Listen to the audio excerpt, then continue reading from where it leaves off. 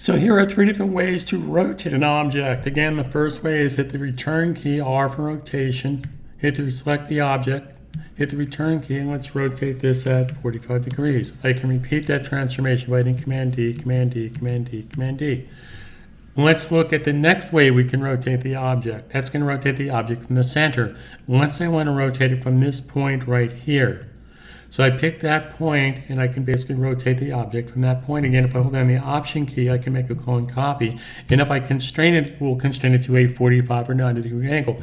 Therefore, I can hit Command D all the way around. I'm going to undo that. The third way to transform the object with the rotation tool is to pick a point to rotate from, and you'll get a dialog box. So let's rotate this 360 degrees divided by 9, because I want 9 of these to make a copy. There's 2, 3, 4, 5, 6, 7, 8, 9. And those are 3 ways to rotate an object. Thanks for being here.